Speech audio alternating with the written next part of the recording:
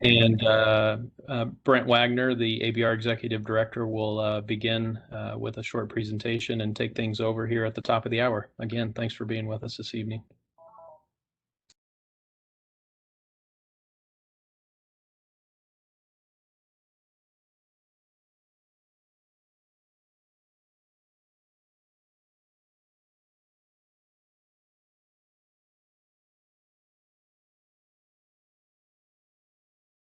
Good afternoon or evening, everybody, depending on where you are. I'm Brent Wagner, Executive Director of the American Board of Radiology, and I want to thank you for joining us today. We really look forward to hearing your input about an important issue that the ABR is facing, and look forward to your comments. I'm joined tonight on the panel by several members of our board. Dr. Vince Matthews, our President of the ABR, Dr. Bob Barr, who is President-elect, Dr. Sherry Cannon, who serves as one of the members of our Board of Governors, and Dr. Jeff Ibbett, who is the Associate Executive Director for Medical Physics.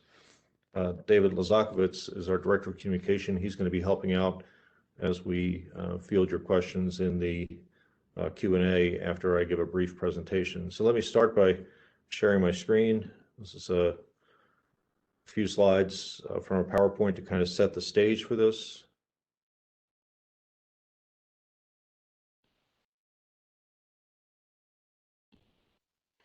And what we're going to be talking about is lead parameters for residencies for the American Board of Radiology, and we're trying to develop policy still in really under discussion, and we hope to have that done within the next few months, as you'll see.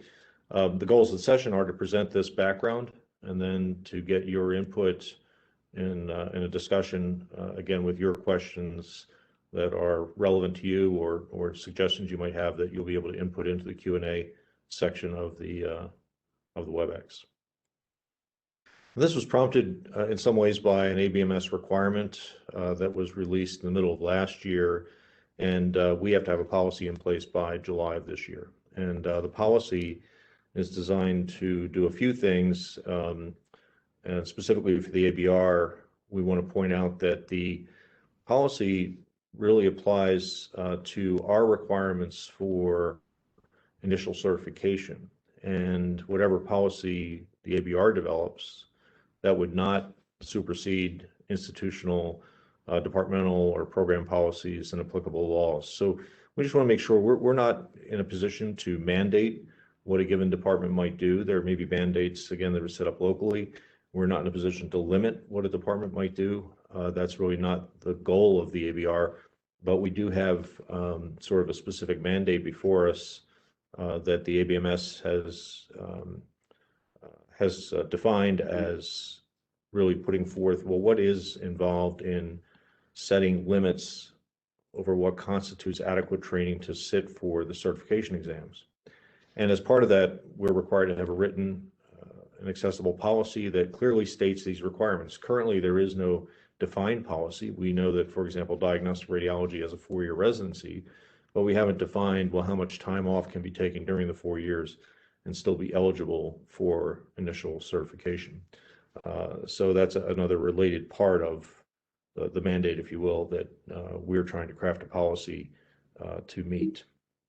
And then in addition, we are required to clearly state, and admittedly, some of this is kind of repetitive, but this is what ABMS is really telling us to do, and that is clearly state how much time can individuals spend away from training and still be eligible for initial certification.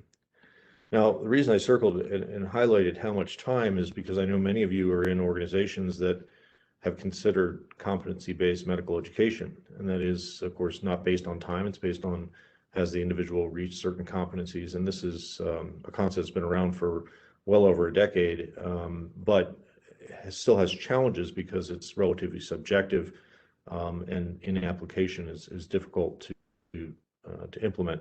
That said, it could be that several years from now we're looking at this in a totally different way. But for now, what the ABMS is saying is we're going to define the eligibility for initial certification based on the time spent in training.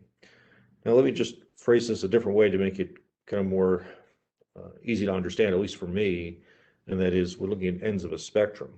And if we consider an obvious extreme, and that is that if you took a full year off from a residency, that there would be a negative impact on training, and therefore, I think reasonably, it would be appropriate to say that would have a negative impact on competency, knowledge of the field, et cetera. Not across the board, but for most people, that would be a significant decrease in the amount of time of training and the amount of sort of experience that one would gain from the residency. So we would probably, most of us agree that an absence of a full year would be problematic.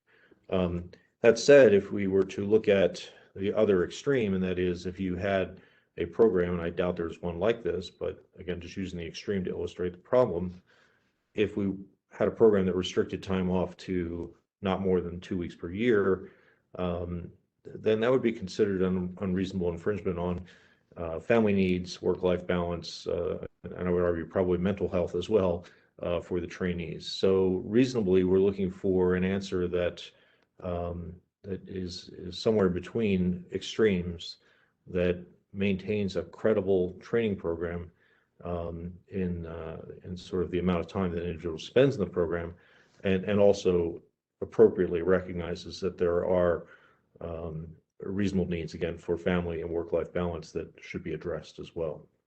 So somewhere in between there, we're looking to satisfy a few elements of this. And among our goals, one that has come up quite recently is this idea that we need to be as flexible as possible for the candidates.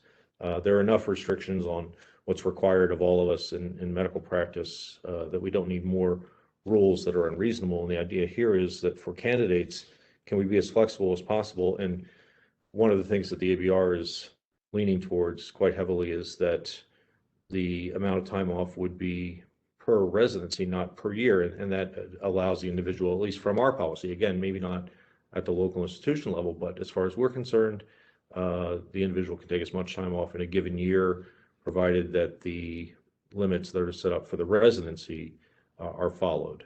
This is not true for all the boards, and I don't want to presume to speak for the other boards, but there are some boards that have limits per year, caps on how much time off can be taken.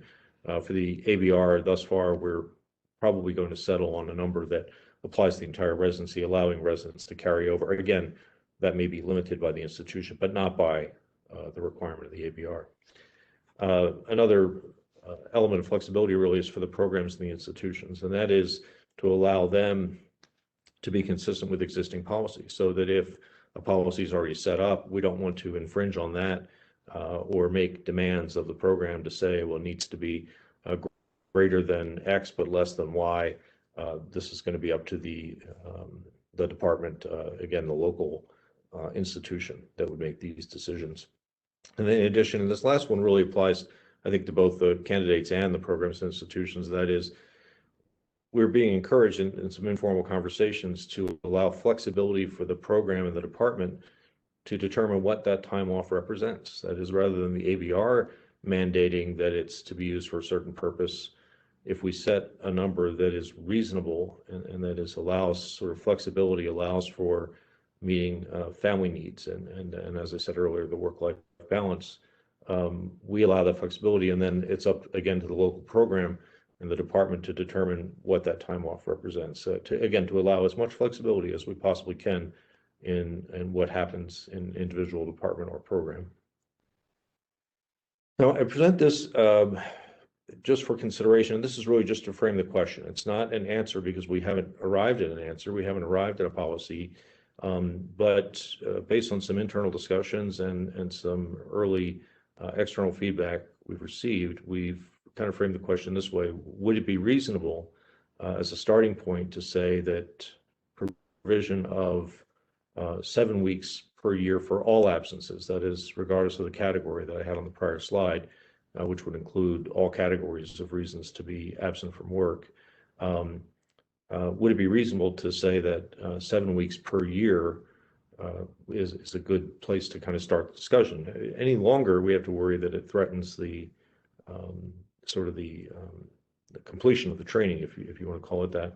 And this, of course, would be adjusted per year. So for a 4-year residency, 7 weeks per year would be 4 weeks of vacation per year plus 12 weeks of parental leave, if that's how the program chose to structure it. And we're just saying that as long as the individual didn't miss more than 7 weeks per year, which is 140 work days over a 4-year residency, we would consider that a completed residency. So again, not a final policy. We're looking for your feedback. Does this sound reasonable? Is this something that that would work? Again, acknowledging that the local program may have different rules about how vacation is used, how parental caregiver or medical leave might be used, but just as a starting point to kind of frame the question.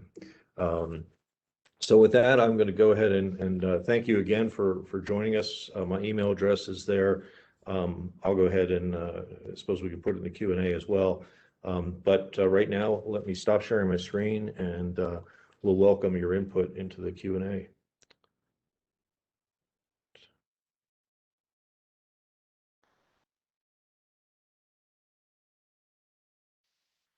So I see a question about educational leave. These would, I mean, that's an excellent question. I'm glad you brought that up.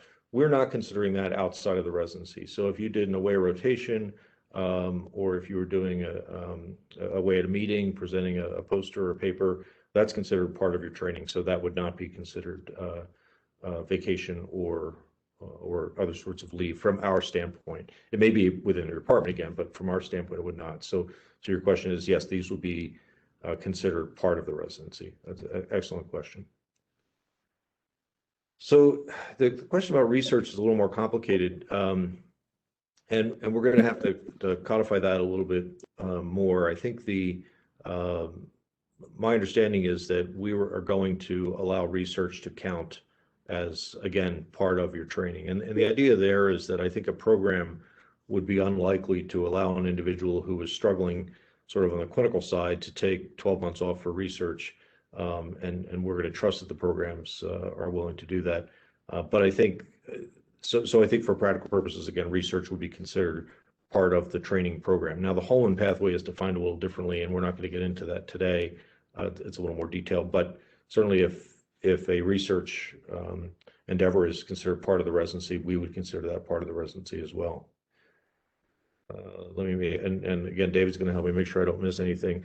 The current would be grandfathered in the new policy. So the policy really only applies to, for us, starting in July of this year.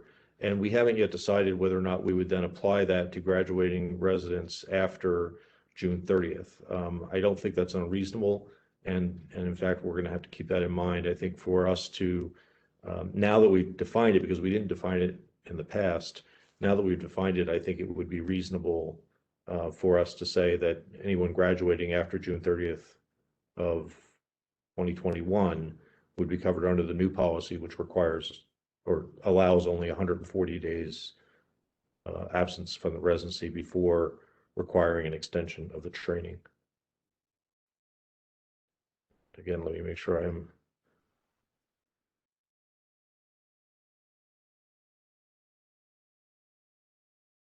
Yeah, so I really like the question Dr. De Benedictis raised about, is it based on competency? I really like that a lot because ultimately the program director is going to have to attest to the individual's competency. In other words, their eligibility to sit for the board exam. So we're not presuming to say that an individual who, let's say, uses all 140 days, therefore is free and clear. We're saying that from our standpoint, at least from the time parameter element of this, that we're not concerned that represents something other than completed residency. We still are going to require that the program director attest to the competency of the individual and that is satisfactory or successful completion of the residency. So that is I think a major consideration we need to include, and that is that the program director still has the responsibility to make sure that the individual, regardless of time, you could look at it the other way too. Let's say an individual only took the 4 weeks vacation and didn't require any other form of leave or any other time off, and that was the department policy. They did 4 weeks off per year. At the end of that, the program director may still say that individual is not competent to sit for the exam. And I think many of us have seen those situations where certain candidates for certification require an extension of training for other reasons based, I would hope, largely based on competencies. So I hope that addresses that question, because I think it's an excellent point to make.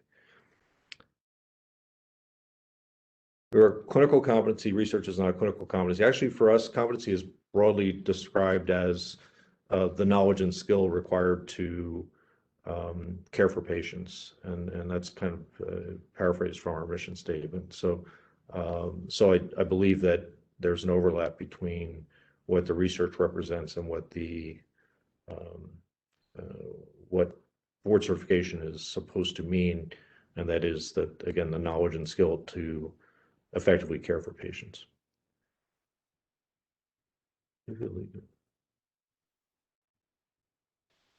So for Dr. Joyner, what if you leave that didn't qualify for FMLA in the past? I want to make it clear, we're not really talking specifically about FMLA. That's, of course, a federal requirement, and we're merely saying that at least the proposal we're considering most actively now is that we're going to let the local program determine how if we do settle on 7 weeks, how that 7 weeks is used.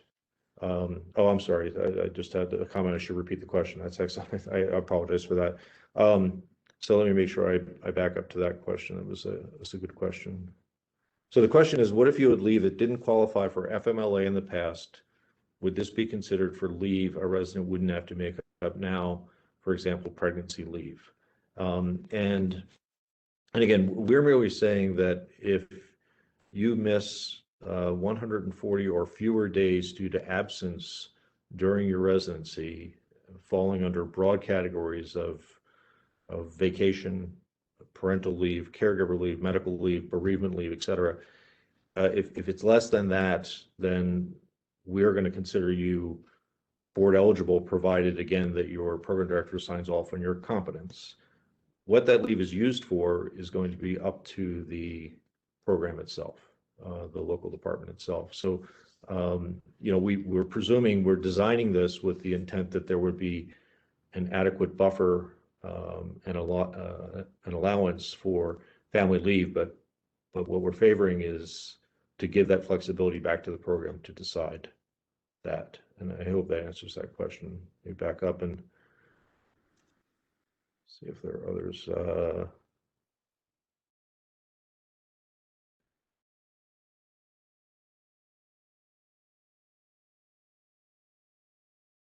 I think the conference leave, I already addressed that. Can conference leave be excluded from the absence total? Yeah, our understanding is that conference leave would be excluded. Again, provided that falls within the, we would hope that the programs would think that as well, that if you're at a conference or a meeting, that's considered part of the residency.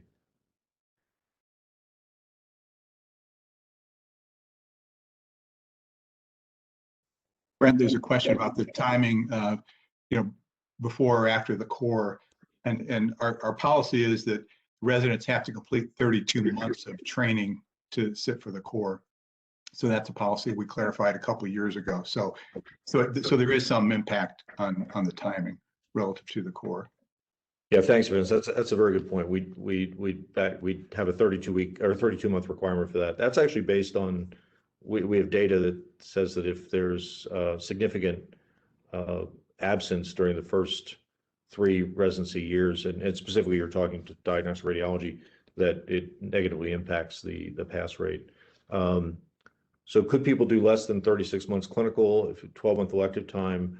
Would they have this additional? I'm sorry, the Q&A keeps jumping on me to a different question. Yeah, again, we're saying a time spent in the residency is 48 months less 140 days for absences that we've described. And we're going to allow research time to count, provided that fits with what the residency program considers to count as part of the residency. We've already addressed conference leave. The leave is for all life events, assuming it's, okay, and again, so let me just read this question. Someone who's an R4 and is looking at, this leave is for all life events, pregnancy, parental leave, personal sickness, sickness of a child or partner, assuming it's, quote, 12 weeks of pregnancy leave. sorry, the Ignore changes. all other life events that may happen during the 4 years. Yeah, and this is part of the reason that we're basically saying that from the ABR's perspective, we're looking at the 7 weeks per year and saying that it would not,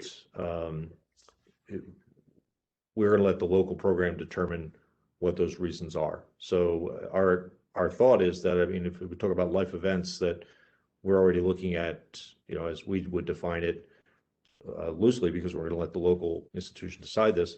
And that is, yes, it could be for parental leave. It could be a childbirth event. It could be for personal illness. It could be for caregiver leave, that is care of a child or even a parent. This is basically we're not ignoring the other life events. We're saying that we're going to be putting a total on how much absence there could be and still have the individual be considered board eligible and graduate on time. There's another question right below that one, Brent, that is also to clarify, does it matter when the 12 plus 4 weeks are taken, pre-core exam or post? Thanks. Yes. So that's a great question. So I think we sort of alluded to that already, that in fact, because we require a 32-month, if you took 12 plus 4, you still would still be able to have 32 months before taking the core exam. In fact, that would be almost exactly the number that you would have. I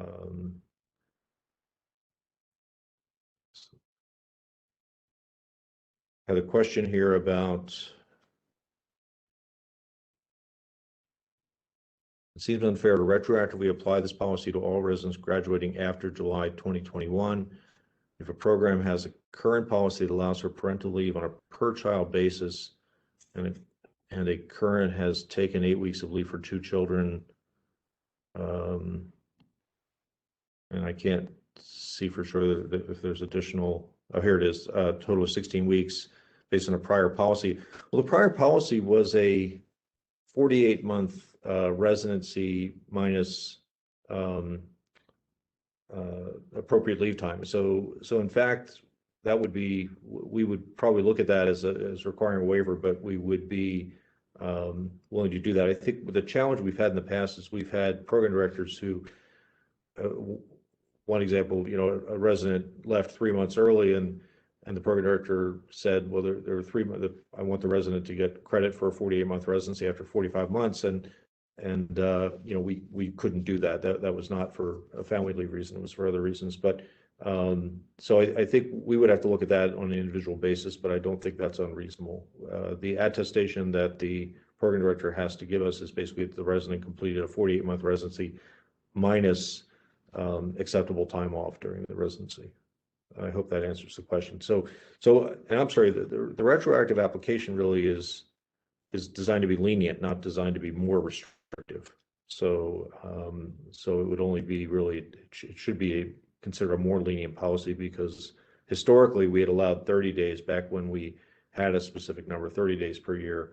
We're increasing that to 35, and that's where 4 times 35 gets us to 140. But we would have to look at that and say, okay, well, yes, indeed, we wouldn't want to penalize someone who was within the limits of what we had allowed in the past, which admittedly was undefined. That's part of the challenge for this, is it's requiring us to define it. In the past, it was not. Let me make sure. Is vacation included in the 140 days? Yes, it is. We might want to get to the one, somebody asked if Dr. Ibbett could comment on how this might apply to medical physics. Very good. Jeff, do you want to comment on that? Yeah, thank you. I'm happy to. And thanks for the question, Kelly. If we were to approve this policy that we've been discussing here, I think it would apply to medical physics in exactly the same way. So if a medical physics resident were in a 4-year program, then the expectation would be exactly the same. Most medical physics residencies are 2 years, and so the 7 weeks per year policy could then, at the program's discretion, allow for up to 4 weeks of vacation, plus 6 weeks off for parental leave over the course of the 2 years. So that seems like, again, a reasonable amount of time off over a 2-year residency that wouldn't jeopardize the training of the resident, but would still be in compliance with the ABMS expectation, and would probably be at least as generous as most of the programs I'm familiar with. I don't know any residency programs for physics that allow 4 weeks of vacation per year. So I think this would fit. Thanks, Brent. Yeah, and let me and I may back up. I may be backing up to prior ones here in a second. So the question and challenging the following assertion from the ABR presented as truth. Let me just clarify that. That's my assertion, and it is opinion. That most trainees and faculty would agree that an absence of a full year from a 4-year residency would have a negative impact on training. So it is not an appeal to a common belief. That is merely my belief, and I should have presented it that way. As far as what it means for the ESIR and internal R4 fellowship, I'm unclear as to what the question is. And maybe one of my other panelists can help me out on what the. Yeah, I think the ESIR is, I mean, so that's still part of the diagnostic radiology residency. So it would be the same, you know, it would be an average of 7 weeks over that 4 years. Now, when they transition into their independent IR residency, then it would be 7 weeks per year, and that may be 1 year or 2 years, depending on how the program accepts their previous experience. I think, David, you were nodding in agreement. So, and let me. There's a comment. I just want some clarification on this one, if I may. It says, would you consider applying the new policy to all 2021 incoming residents rather than the first graduating class of 2022? We're trying to be as flexible as possible. So I guess the question is it because, I guess, what's the issue related to that? Why would it be a problem to basically saying, and here's what I'll just express what my concern is, and we haven't yet decided this, that if it's okay for a resident who is in the class of 2022 to have the ability to take 140 days off during a 4-year residency, does it make sense that same policy would be held in advance, meaning that we would delay implementation to future years? In other words, once we've decided that if indeed this is the number of days absent that is acceptable, how would we justify delaying that? Now, there may be a reason, and that's why I'm asking it that way. There may be a reason to delaying it. Oh, getting around the retroactive issue. Okay, I see that now. So it would indeed, I guess the question, and we'll have to address that at the board, as to whether there are more advantages to say that we're willing to defer this decision then to the program director, so that I would hope then the program director would say, regardless of this new rule, the fact is, and even in the future, I mean, in the future, I would hope the program director would say, yeah, the individual took less time off than 140 days, but still isn't competent to, hasn't completed the residency and is going to be required to do additional training. I hope that answers the question. Vince, I may ask for your help on that one. Yeah, I mean, I guess the question is, they're saying that if you make it retroactive to everybody after this year, then there may be people who end up taking more than 140 days off, and they didn't know that was the limit before. But as Brent said, we'll have to have more conversation. Now the issue is ABMS is requiring us to have a policy. I guess we'll get direction on the ABMS whether or not there could even possibly be a phase-in of a policy or not. I mean, because they're asking us to have a policy by July 1st of this year. So I suspect that they would not, that they would basically make it a policy going forward from July 1st, but we'll get clarification on that.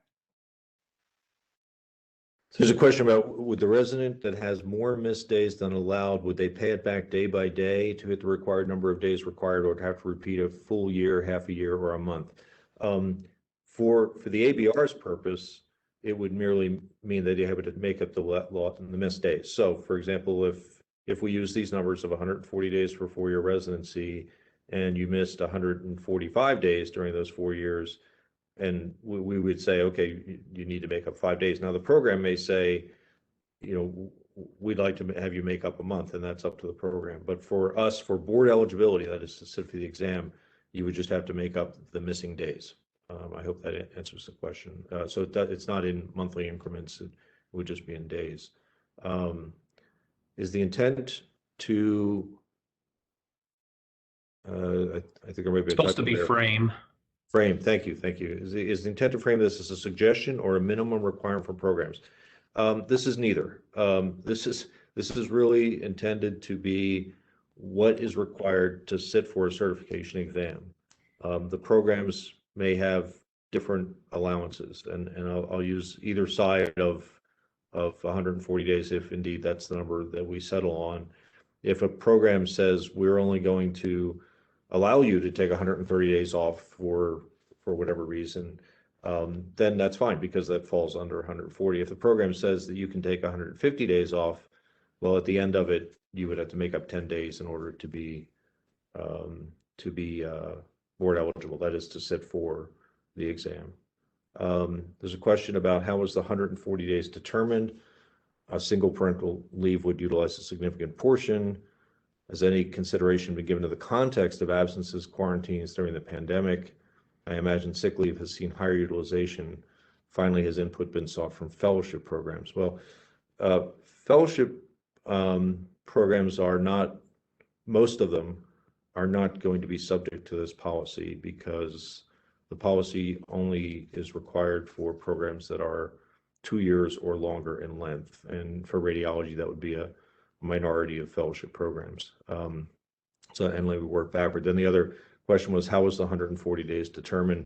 And this was based, I think, largely on a sense that we had historically used 30 days absence, and we were looking at other boards that define the length of the residency, sometimes in terms of months. A 36-month residency, for example, that allows up to a month off per year, et cetera. So there's no science behind it. I will admit that the 140 days, of course, constitutes slightly more than half a year's worth of work days.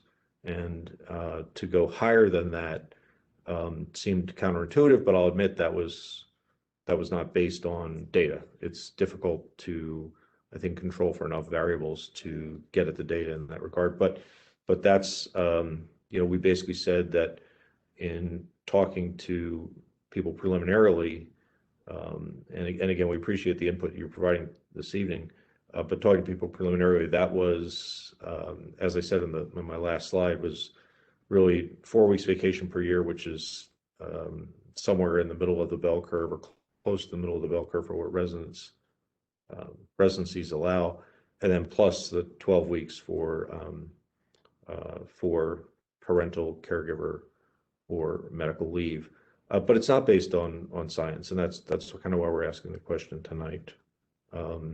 The question again is not, at the end of this, we kind of need to be able to defend as a credible training process that the length of the training was adequate to satisfy that component of board eligibility. Vince, did I leave anything out of that? No, I don't think so. There's another one, Dr. Wagner, that might be a good one to address. It says, this is a lot less than other specialties, for example, of family medicine. Why does ABR leadership feel that radiology uniquely cannot permit trainees to have similar time off to other specialties? Okay, I got to admit that I only, I did look at family medicine, and maybe I didn't look at enough detail. I looked at it about a week ago, and my understanding is they allow 20 weeks for a 3-year residency.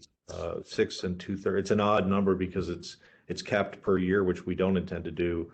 But then over the course of it's a 6 2/3 weeks per year. But maybe I misread that. So I thought that our policy was slightly better than family medicine, because if we're looking at, and again, we haven't decided this, but if we do decide on 7 weeks, that's longer than the 6 2/3 weeks that family medicine was providing. Let me just back up. There were a couple others here that the minimum. Is there a minimum leave the ABR will be recommending? And the answer is no. We're not. We really don't have the authority to do that. We really are looking for the minimum amount of time in the residency that makes one eligible for the certification exam, and therefore a maximum amount of time off. So we're not in the position to recommend a minimal leave. We believe, I think philosophically among the board discussions we've had so far, that we hope programs are reasonable in allowing adequate leave for the reasons I've already discussed, but we're not in a position to recommend a number.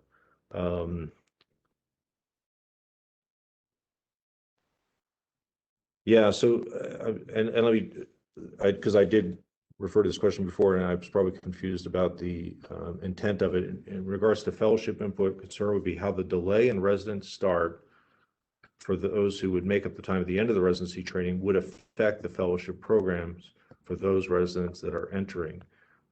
So you're absolutely right.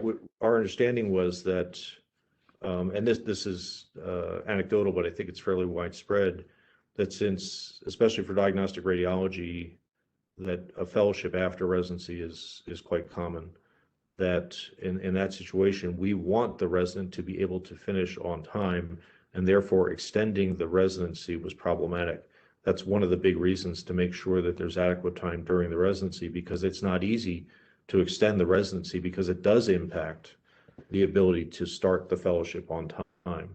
And that's why we're looking for a more lenient policy than we had in the past. I hope that, so we're presuming that, yeah, the fellowship expects a June 30th graduation, and we hope to have a lenient policy that allows for a June 30th graduation, despite having what we hope is adequate time off during the residency.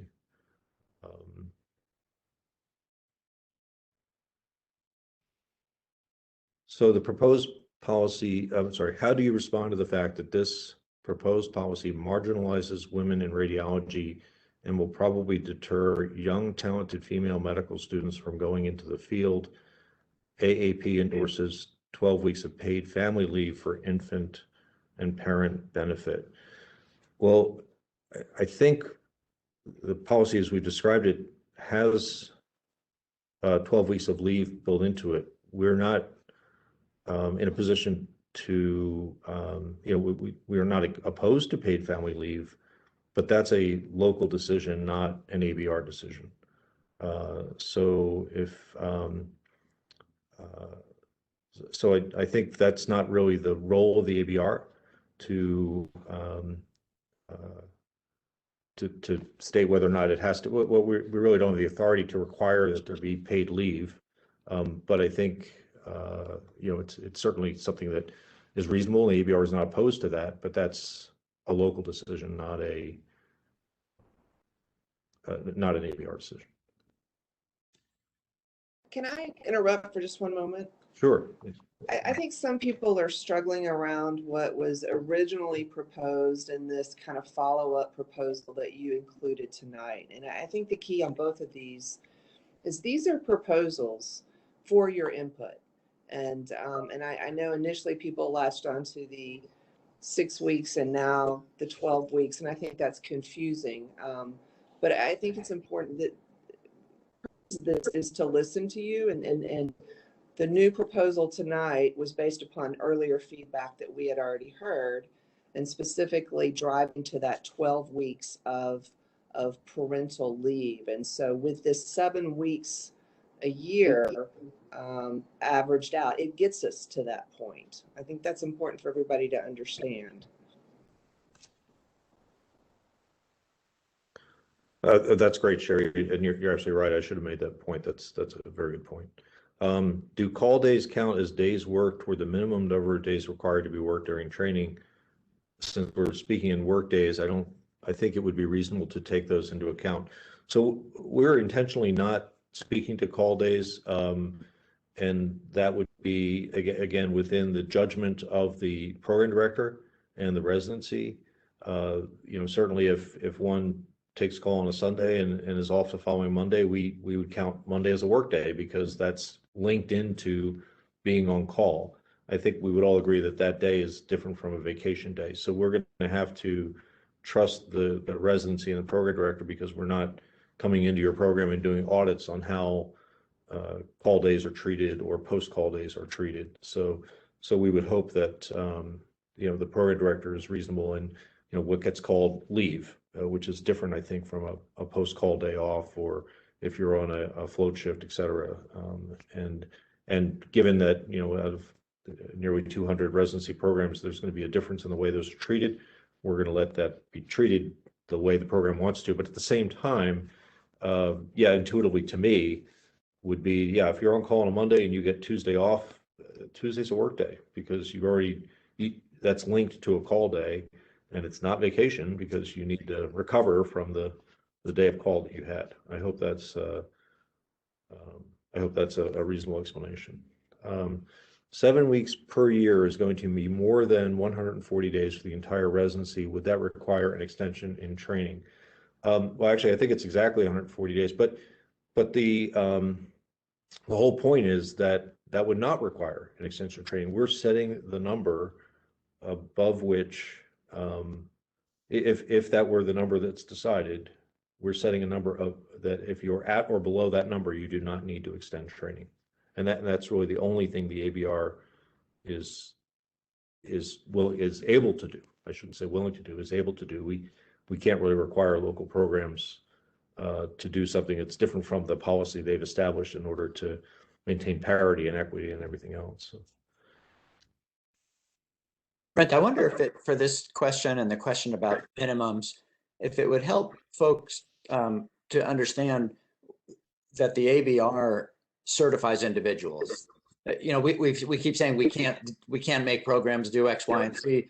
I wonder if people just don't understand why that is, and that our task has nothing to do with certifying programs. It is only to do with certifying individuals. Thanks, Bob. That's an excellent point. That's exactly what we're trying to do. We're not, the ACGME worries about accrediting programs, and we're just saying what does the individual have to accomplish during the course of a training program in order to be viewed as completing the residency, therefore eligible for the certification exam. And then Brent, there was a comment that I think is probably a good idea, maybe at this point, just to restate what it is that we're proposing, so people. Okay. And I don't want to make it. I say we're proposing, and I'm sure you meant it the same way I would say it, which is that this is really just a tentative. We kind of chose something that seemed like it was reasonable, and we wanted to see what people thought about that. It really a better way to frame the question rather than define the answer. And that's really, I think, key. And Sherry alluded to this as well. We're not saying it's going to be 7 weeks. We're really saying, does this seem to make sense to people that we would allow 7 weeks per year? And obviously that is scaled to the length of the residency. For IRDR, of course, that's a 5-year residency. And for physics, it's a little shorter than the 4 years that we have for radiation oncology and diagnostic radiology. But in a 4-year residency, 7 weeks off at a 5-day work week adds up to 140 days off, which is the equivalent of if the residency program had 4 weeks vacation, it assumes 4 weeks for vacation and 12 for parental, caregiver, or medical leave. There's another comment that's it addresses this complexity, and so let me state the question is, can I orient us as to FMLA versus state laws versus institutional contracts versus paychecks versus et cetera, and I tend to oversimplify things, and I will tell you, it has taken me a lot to get my head wrapped around this. But I think about them; these things, although interrelated, are incredibly separate things. So FMLA is just a protection so that we can have leave broadly defined of 12 weeks without pay, but it protects a job so that they can't get rid of your job while you're gone. So whether that's a medical leave, family leave, whatever. So that's a law. Very different than what we're talking about here, which is just what is the right number of days one needs to spend in training to be ready to be certified. And we can discuss, yes, in an ideal world, this would be competency based, but no one's there yet. So we have to talk about it in time. That's what we're discussing here is time you need to achieve readiness to be certified. Now, it gets even more complicated when you talk about your local environments, because your hospital policy is really going to drive what happens locally. And the ABR approach is made to be as flexible as possible to allow that local leeway. But there are many, many, many departments that allow much less time away for the things that we're talking about. And this does not, the ABR policy, wherever it lands, will not supersede what happens in your home versus concerning your paycheck and your time to take away. It's complicated. Thanks, Sherry. This is heavy stuff. Thanks, Sherry. But you know, the key really for us is that, as you said, we're merely trying to define what constitutes completion of a residency and the other issues that go into this. And again, getting back to that June 30th graduation, which was important for fellowship start dates that, you know, of course, are often the very next day. And we're not really venturing into what state laws might be, what FMLA means, because that obviously the federal law would supersede some of these things, but at the same time, we're only defining what the length of the training is. There was a comment that I may miss this, but it talked about how about it having a very lenient policy and then letting the program decide whether or not someone is competent. I think the challenge there, and I apologize for paraphrasing that comment, but the challenge there is that, you know, we need to be reasonable in what we require. I mean, there's a reason it's a 4-year residency and not a 2-year residency. So we hope that this is a lenient enough policy that still is sort of standardized to the point that, you know, within these limits, that a person who is board certified met certain requirements, and that requirement would be to have missed, again, slightly more than half a day's worth of work days, half a year's worth of work days over a 4-year residency and still be considered graduating the residency. So I think we are trying to be flexible, but there are going to be limits to sort of the extreme that one might go to. In a perfect world, as Sherry mentioned and I mentioned earlier, this would be competency based anyway, and we wouldn't be having this discussion. We wouldn't be talking about time. We'd be talking about competency, which as yet is still somewhat elusive.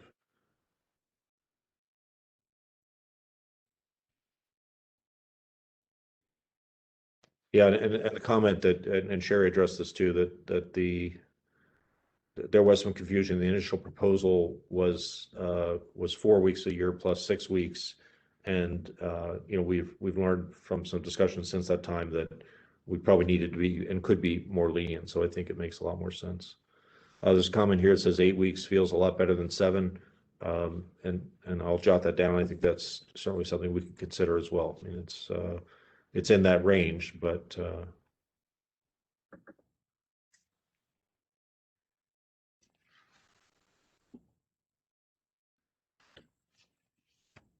so yeah, we see the comment about 16, restating what we'd said before, 16 weeks vacation over the course of a 4-year residency plus 12 weeks over the course of the residency, and that equates to, again, that 7 weeks per year.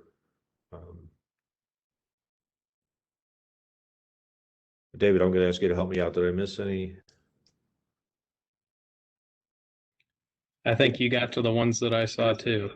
A lot of them are kind of similar questions to what haven't already been answered. So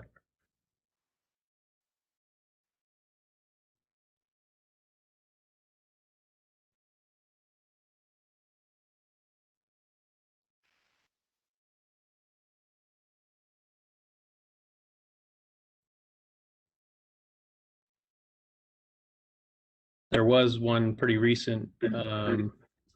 Dr. Wagner says programs are already doing competency-based assessments. Program directors won't graduate somebody they don't think is competent, correct? I hope that's true. We're counting on that to be true. The flip side is the problem, and as far as I know, there aren't programs. There's at least one pilot underway, and I apologize, I don't know the details. That was shared by ABMS just within the last couple of months, that there are pilots looking at strictly competency-based, not time-based residencies. But the flip side is, we're thus far, I'm not familiar with a resident sort of on March 15th being told by the program director, you're done, and you've reached the competencies. Now, that may be the way of the future, and it wouldn't surprise me if we get there, but right now we're not there. So yeah, in one way, it basically works to say, the residency is a minimum of 4 years, and again, for diagnostic radiology. And for some individuals, it may be longer, but for most people, if they're going to be completed in 4 years. Now, some of those people who stay 4 years, perhaps they were competent at 3 years and 3 months. I mean, we've all known people like that. It's certainly possible. It's just that some standardization is needed, I think, to sort of justify what does the certificate mean and what does it mean to have graduated a residency. I want to mention this one, that there's a comment. I think the policy dictating middle-aged adults so that they should only have one child during a 4-year period, otherwise face the consequence of delayed graduation fellowship consequences is problematic. I suppose that's saying that we should have more flexibility in that. I think what we run up against again is sort of this question of reasonableness and how many days could be missed out of a roughly 1,000 workday residency. Is missing more than 140 of those days. Is that reasonable and still considered to have completed the residency? And I don't know the answer to that. I agree that it certainly is a question, and we should consider that. And it's really that balancing act between what's a reasonable period to have completed the residency and at the same time not have to delay graduation if there were life events that occurred during that 4-year residency. Sherry, do you have an additional comment on that? I know we've had conversations around that already, and it's a tough one. Yeah, that one is tough, and I am a strong proponent of the opportunity for 12-week family leave, but I think it becomes a difficult conversation when you're talking about multiple family leaves in the course of 4 years, and I think it's a balance, and I think at some point that it does require additional training beyond that time, and that is a difficult conversation, but and again, the flexibility of using the 140 days allows locally the decision of how those days are spent. And so I think that gives more flexibility for that. Now, yes, when you talk about multiple pregnancies, it comes at the cost of vacation, but at the end of the day, we have to be sure that we are training radiologists who are safe to take care of our patients and competent. So that's a tough one. And one I want to go back to, Brent, that is, I think, a little bit confusing as well. And one of the questions in here pertains to it from the radiation oncology perspective, which is sitting for that initial either written exam for radiation oncology or that core exam, that initial sitting. Now, remember, that's a separate thing, right? That was a policy already in place that you had to complete 36 months in diagnostic radiology before sitting for a core. And then that was changed to 32 for the opportunity, if the program director approved, to have 32 weeks, so it allowed some leave in there. Now, and I'm going to say this, and Brent, tell me if I'm wrong. That policy pertaining to sitting for the core, when we're talking about that, that doesn't include vacation in there. That's vacation is built into the typical rotations in those 3 years, right? We don't count vacation days. So my understanding of that policy to sit for core, as long as you had at least 32 months of a rotation, you still had vacation interspersed in there. Now, am I saying a true statement, Brent, or am I not? Yeah, I believe that is correct, because we had the 36-month requirement before, and obviously if we didn't allow vacation, no one was going to make the 36 months. So the backing off to 32, and I misstated that earlier. Backing off to 32 essentially was for unexpected, or I should say something outside of normal vacation. So it was parental, caregiver, medical leave, et cetera. Yeah. And I think that's true. The question actually that was on here specifically was pertaining to radiation oncology and the 44, and I've lost it in the questions here. It was the 44 months required to sit for the clinical written exam in radiation oncology. It's my understanding that's the same thing. That one we're not talking about including vacation and parental leave in that. That's a good point. Yeah. Okay. Question Brent, about I should point out that I'm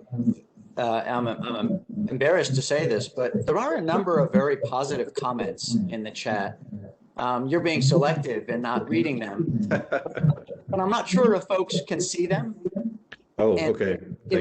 It might just be helpful to know that we're getting a lot of positive feedback here that we're not sharing. Okay, and it's a good point. I was trying to make sure that we got to all the questions, but you're absolutely right. We do have several people who are pointing out that this leave policy that we're proposing, in fact, is more lenient than what we had before. Would admittedly somewhat undefined previously, and also more lenient than other specialties might be. So thanks, Bob. That's a good point. And I do want to get to these last few questions. I know we're close to the hour here, but yes, Sherry, when she mentioned the core exam in RADONC, she means the qualifying exam, and we are actually thinking about changing the core exam nomenclature actually to match up with the qualifying exam. We'll take that up at another time. Let me make sure I skipped over some here. And I like this one especially because I want to address this one. The question is, just to clarify, and sorry, it bounced. Is there going to be an explicit ABR statement of how the 7 weeks can be used, such as if the program allows more than 4 weeks to leave for vacation or other reasons, but only 2 weeks for family leave, or 12 of the total weeks only allowed for family leave? In fact, what the ABR is favoring right now is no such delineation at all. We're going to say a number, and then the local program will determine how that time is used.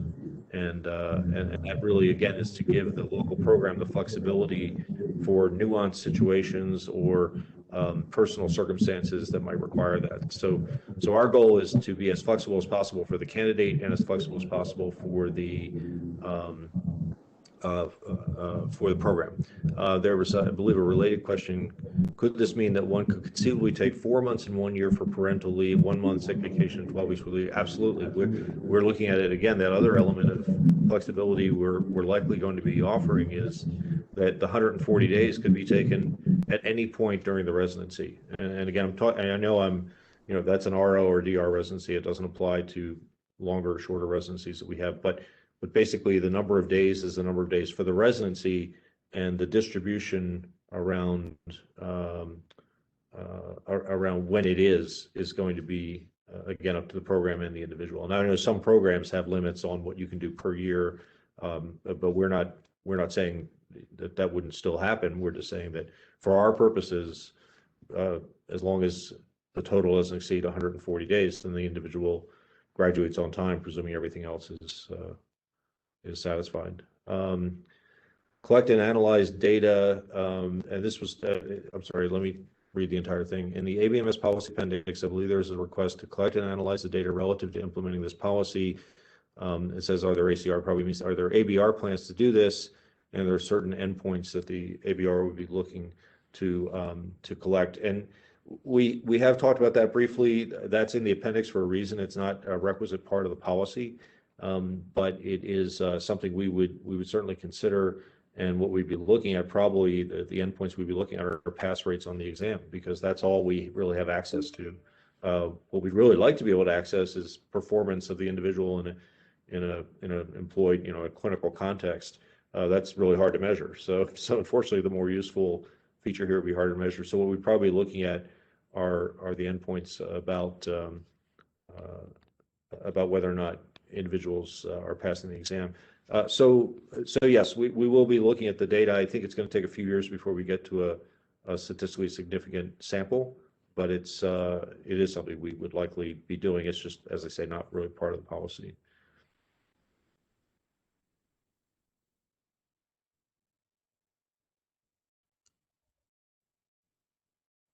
I'm sorry, I'm reading this additional question. If the 32-month existing mandatory requirement includes vacation, does that imply the additional 4 months of other time off? Does that not imply an additional 4 months? Yes, this was designed to be leave other than standard vacation. The difference between 36-month and 32-month. Is the new proposal of 3 additional weeks per year more restricted than the existing policy? No, because the weeks per year is distributed over the length of the residency. So I don't think it is more restrictive. I think it's more flexible and I think less restrictive because we're not saying when that time. So this was designed for individuals who were taking taking off 3 months in addition to vacation and doing that during the R2 or first half of the R3 year. I mean, that's effectively the group we were looking to address, because those individuals then had to delay the core, and we didn't want them to do that provided their program director felt that they were ready to take the core exam. The downside, as I said, is there was some concern that missing that much time could have an adverse effect on the ability to pass the core, but we admitted there was more variability probably in individuals than there was in that policy. There's one question, Dr. Wagner, I think it's important to comment on. It says, I emailed input regarding the proposed leave policy to Dr. Dunnick directly as previously requested. Will that input be shared with the panel? Well, I'm sorry, the input will be shared with the board, yes, but I don't have access to that tonight. I know Reed was collecting the data, and I've not seen that yet. We were closing that out around the middle of the month. But yes, those will be definitely shared with the board before we make a decision. Yeah, the question about is the parental leave policy, and again, I'm not sure, it's a resident leave policy rather than trying to define it as a parental leave policy, but will it be uniform across rad-onc and diagnostic radiology? And yes, it will. Meaning we're defining it on any one of the ABR residencies, and we're deciding it on a per year basis, but then multiplied to be basically averaged over the length of the residency. So yes, it will be uniform for specifically for rad-onc and diagnostic radiology, be entirely uniform because both of those are 4-year residencies. I like this question because it does point out sort of something in the ABMS appendix policy. The question is, I believe the ABMS policy requires a policy for leave that is separate from vacation to prevent the situation of a program allowing more vacation and less leave, for example, 7 weeks vacation for everybody and 0 leave time.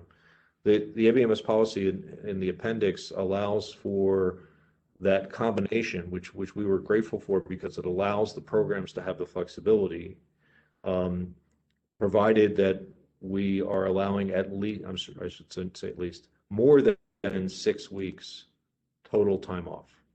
So that indeed the questioner is correct that if, for example, we were to have a 5-week per year policy, then we would have to have a separate vacation allotment, if you will, and then an additional leave for specifically for parental caregiver and medical leave. If we have a policy that is greater than 6 weeks, then we are allowed to, and in fact, I think again, benefiting programs to be able to say, here's how many days the resident can miss and still graduate on time. And we'll leave it to the local determination as to how that is distributed. Vince, I know you were familiar with this policy. I hope I stated that correctly, but that was my understanding. And it's defined two different ways in the document, but ABMS is pretty clear that if we allow more than 6 weeks, we can put it all in one bucket if you want to look at it that way. Yeah, that's the way that we've interpreted it for sure. Yeah, and I had direct conversation with ABMS about that just to make sure we were interpreting that correctly, and the statement was basically that's exactly what was intended by this. So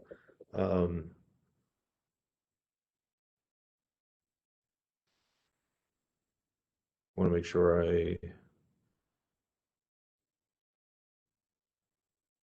if the policy is let me see this, if the policy is retroactively applied, does it disproportionately affect women's earning potential at the beginning of their career by requiring them to begin working later, especially when this wasn't something they had planned for? Well, as I said, I don't know what the board will settle on, but our philosophy around this was that this new policy shouldn't adversely affect someone who is currently in the pipeline, in the training program, shouldn't negatively affect that individual, but could positively affect that individual.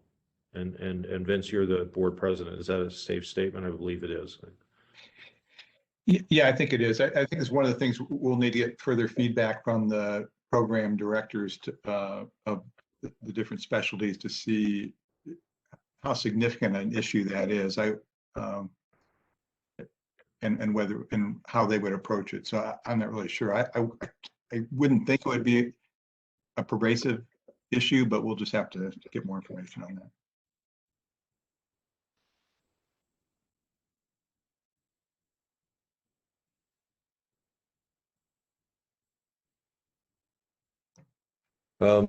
And I'm sorry I missed this one. I think most people appreciate that you are tasked with ensuring clinician competency. If someone does need to extend their training past the ABR exam date, will the ABR consider a close follow-up exam for them? So right now, the interval between completion of training, let's say the individual graduated June 30th of 2021, the first board eligibility time is 15 months later, which would be the fall of 2022. So even if they extended training well past that, they would still fall into that. We are looking at, and in fact, I've had a couple of preliminary conversations to address the close calls, if you will, so that if an individual had a significant life event that meant that they didn't graduate until the end of September, we're talking about making it so that, yes, indeed, they can take the exam the next calendar year. But as yet, the policy currently says there's a 15-month window between completion of training and and taking the exam. So the close follow-up, I'm not sure what's meant by that, but right now there's a built-in basically year and a few months that's required anyway. So even if the individual graduated late, their board certification event the test would still take place at the same time. The biggest implication is really around is really around graduating on time so that you can start a fellowship on time for those who are doing a fellowship. A couple of years ago, that was changed, Brent. It's 12 months, a minimum of 12 months. So it's still somebody graduating in September is still okay. Thank you. Thanks. Yep.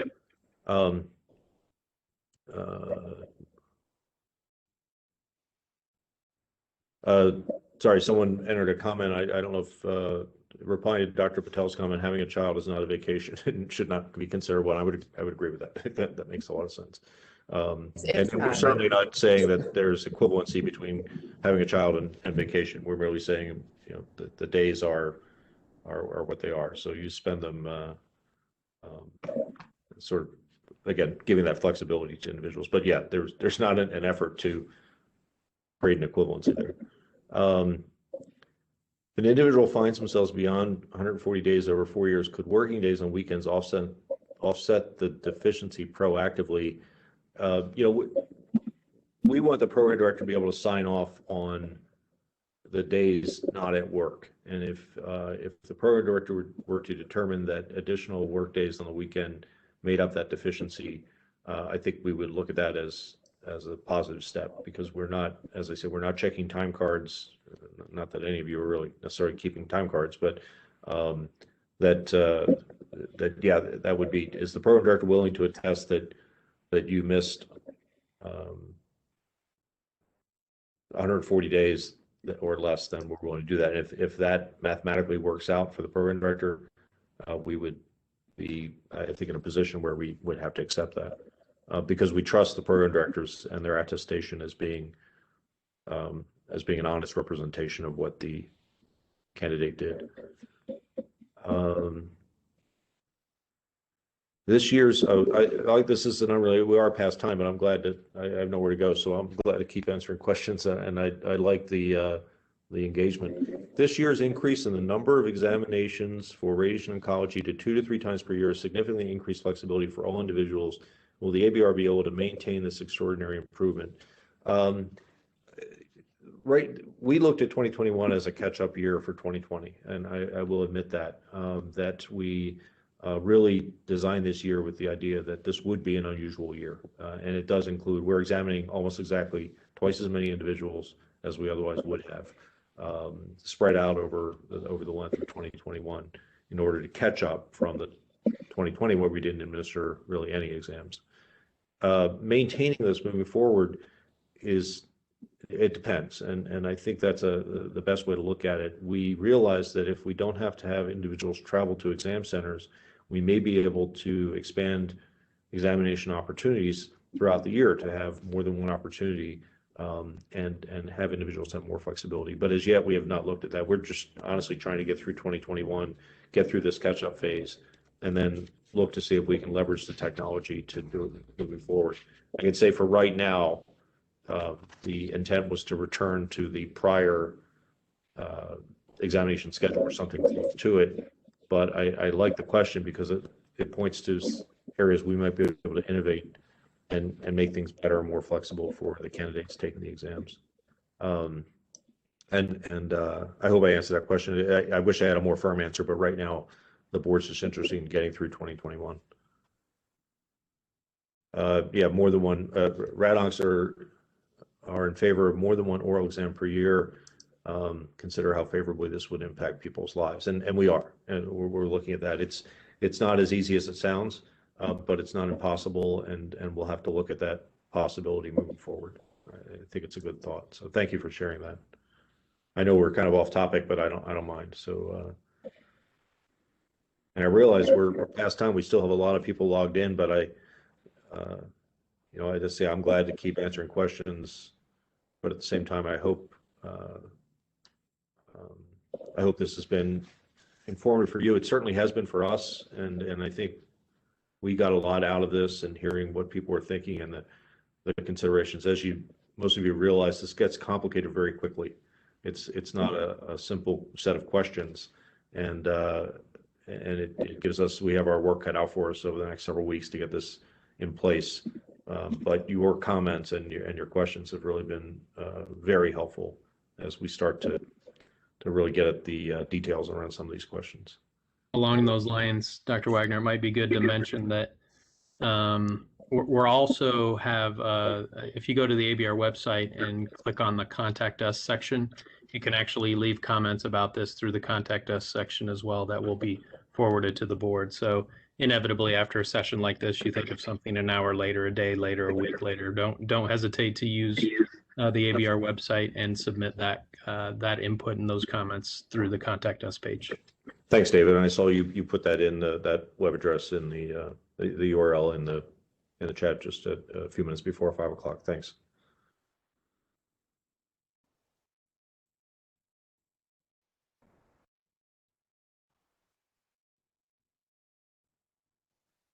Yeah, and another individual said that having multiple dates for board exams would be particularly helpful for families, as many plan children around these tests, and that has been, I would argue, the prime consideration for having 2 exam events a year instead of 1.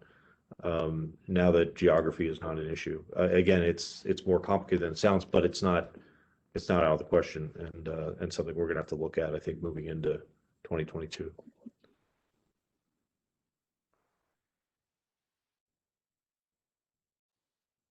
So did I address, I hope I got most of the questions.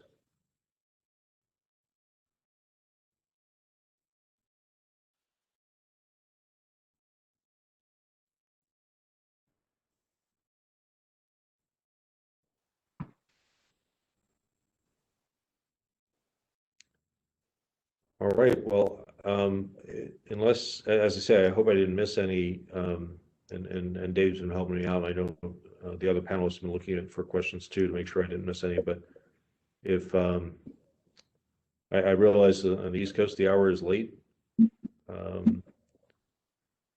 So permission to share the 140-day proposal on social media. Yeah, I think that's fine. You know, I assume that when we have a session like this, that it's public. I just would want to clarify, and only because we got sort of surprised with the last proposal. It is a proposal. It is not a done deal. So, Lori, I'd welcome that. I think that's terrific. But as long as it's framed in exactly what it's intended to be, which is really a topic for discussion and not a final policy. I wouldn't want someone to read it and say, okay, it's done. Partly because we have some other sessions to get even more input over the next few weeks, but partly because the truth is, as you've heard several times, we're not ready to do it. But thanks for willingness to do that. I think that's a terrific place to get it out, and we're glad to share that as a potential or preliminary proposal. I think it's terrific. Thanks. All right, and I like this. Someone entered. We appreciate the panel discussion. Would love to have another one if you ever want input on multiple exam dates. We may call on people about not just that, but other aspects of our ABR programs, because in some ways our sampling is limited, and it's good to have over 100 engaged people helping us out and providing this information, because otherwise we're the victim of who we talk to. In this way, it gives us a very broad sample across all 4 radiology disciplines, and I appreciate that. So expect another one of these in the future. I don't know when or whether we would have selected topics, but expect more of this, perhaps as early as later this year. Brent, I wonder if you might just want to mention our avenues for getting other stakeholder input, including the initial certification advisory committees, or potentially other roles that people who are interested might want to think about in their futures with the ABR.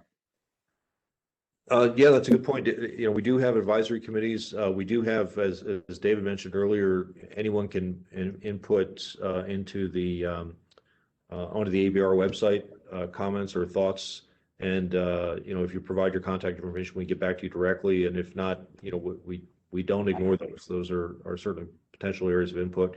And we do engage with stakeholder groups across all 4 disciplines. I know I'm going to leave some of these out, but in physics, between SDAMP and AAMP, and Jeff, you're going to point out the 2 or 3 that I left out of the alphabet soup of these organizations. We have SCARAP and ARROW and ADROP from the radiation oncology side, and we met earlier this week with the interventional radiology and diagnostic radiology groups, the program directors, resident groups, et cetera.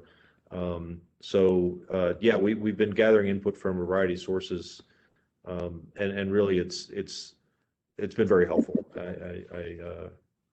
It's been well worth certainly our time, and we're glad to listen to what people might be thinking. It's difficult otherwise to really move the needle on a lot of these things without getting a sense of what the candidates and the faculty are thinking in this regard. So, Bob, did I leave any out from point of view of? I mean, I think we've cast a fairly wide net. This is actually the widest group. We had a capacity of 10,000 people tonight. I don't know how many people actually got the message, but I'm just grateful that we had the people that we had on the call who were willing to share their thoughts.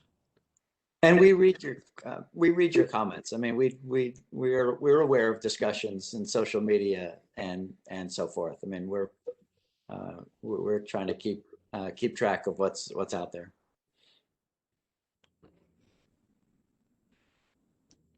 Okay, well, like I say, the hour is late, especially in the Eastern time zone. Vince, are we going to call tonight? Yeah, I really appreciate everybody's input. We got some, great feedback, and more to come on. We will try to have a formal policy announced fairly soon, but it's going to take a little while, as Brent said. So have a great evening. Thanks again. Thanks, everybody. Take care. Thank you.